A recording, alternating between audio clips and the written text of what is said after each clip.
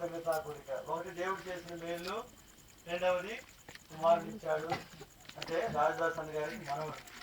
తర్వాత తన రెండవ కుమారుడు యోనా బ్రదర్ కూడా ఇది ఆయన జన్మదినం. సరే ఏదేమైనా వీటన్నింటిలో కూడా దేవుని యొక్క కృపను బట్టి స్తుతించడానికి చేరి వచ్చున్నాం. 115వ కీర్తనలో నుంచి మనం చదువుకుంటాం.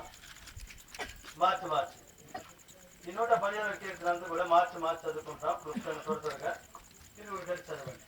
మాకు కాదు యెహోవా, మాకు కాదు, నీ కృపా సత్యములను బట్టి నీ నామమునకే మహిమ కలుగును గాక. వారి దేవుడేడి అని అన్యజనులు ఎందుకు చెప్పుకుందరు? మా దేవుడు ఆకాశమందున్నాడు, తనకిచ్చ వచ్చినట్లుగా సమస్తమును ఆయన చేస్తున్నాడు. వారి విగ్రహములు వెండివి బంగారువి, అవి మనుషుల చేతి పనులు.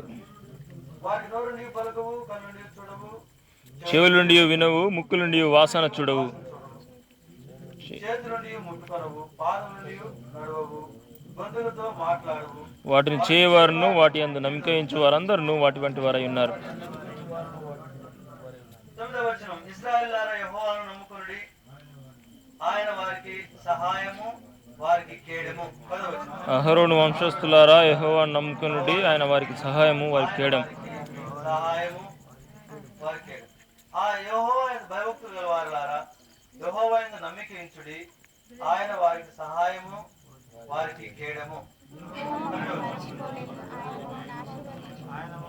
ఆయన ఇశ్రాయేలును ఆశీర్వదించును, అహరోను వంశస్థులను ఆశీర్వదించును. 11వ వచనం, పిల్లలనేమి పెద్దలనేమి తన యందు భయభక్తులు గల వారిని యెహోవా ఆశీర్వదించును. యెహోవా మిమ్మల్ని మీ పిల్లలు వృద్ధి పొందించును. భూమి ఆకాశములను సృజించిన యెహోవా చేత మీరు ఆశీర్వదింపబడిన వారు. 16, ఆకాశం యెహోవా, భూమి ఆయన ఆరాధించున్నారు.